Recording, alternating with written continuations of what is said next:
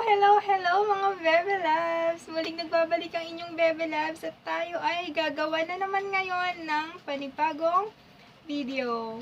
Panibagong luto na naman mga Bebe Loves ang aking ipapakita sa inyo ngayon dahil wala akong ma-prank dito sa aming bahay mga Bebe Loves. So, lahat sila, nagsiset up pa lang ako, alam na nila yung aking plano mga Bebe Loves. So, wala tayo mga Bebe Loves. So, luto-lutuan time muna tayo.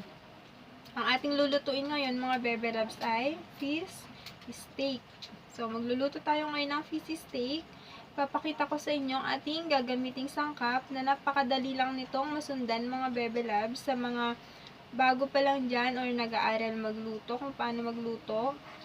For sure, masusundan nyo to kaagad mga Bebe Loves. Pero, iisa lang ang sisiguraduhin ko sa inyo. Matatakot kayong matilansikan ng mantika.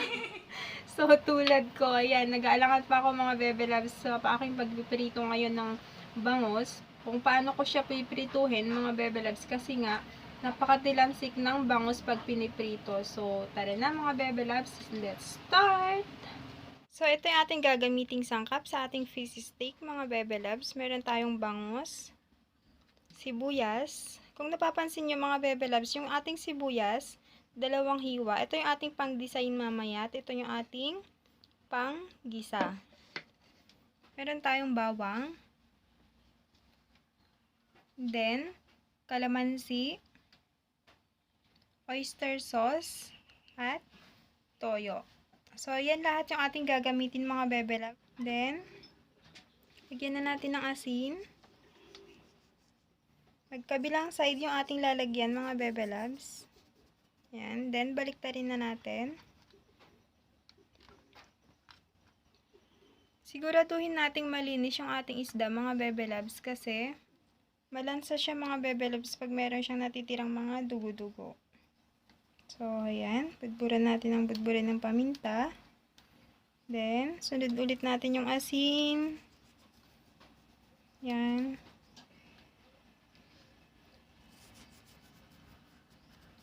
Then, prito na natin mga Bebe Loves.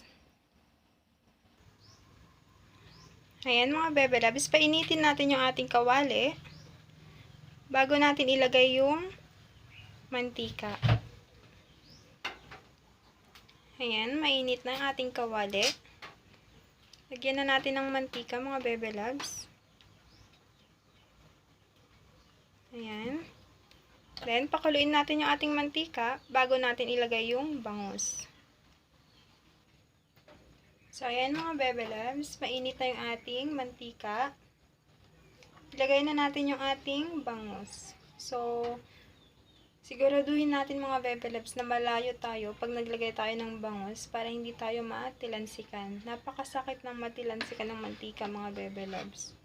So, lalayo tayo bago natin ilagay yung ating bangus. So, ayan mga Bebe Loves. Low fire lang yung kanyang apoy. Mahina lang yung kanyang apoy mga Bebe Loves para hindi siya tumilansik.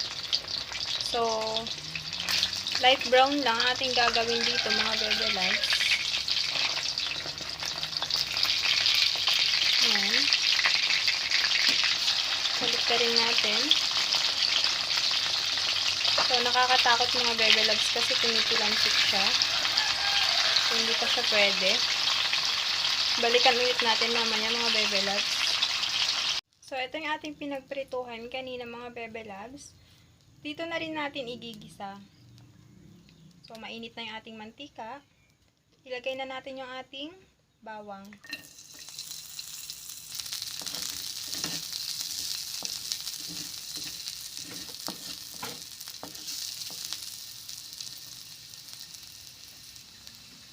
Ayan, dahil mapula na siya, sunod na natin yung ating sibuyas.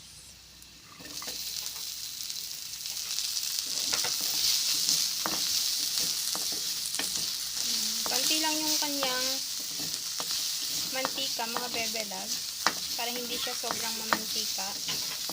Yung excess lang na mantika kanina na natitira dito sa ating kawali yung ating gagamitin.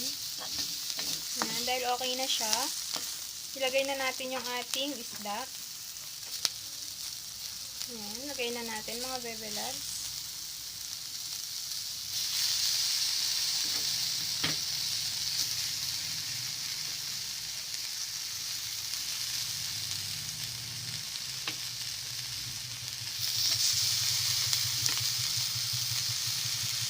Ayan, pagkatapos nyan, lagyan na natin ng toyo.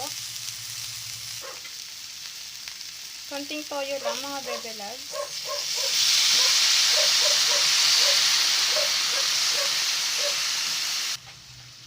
Lagay na rin natin yung ating kalamansi.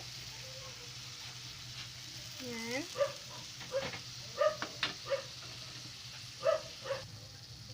Sunod natin yung ating oyster sauce.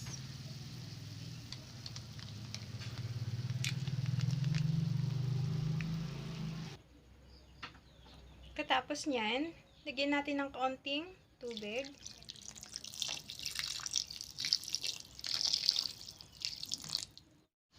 Ayan mga Bebe Loves, pakuluan na natin siya, takpan na natin. Ayan. A few moments later. Ayan mga Bebe Loves, luto na siya. Lagyan na natin yung kanyang sibuyas.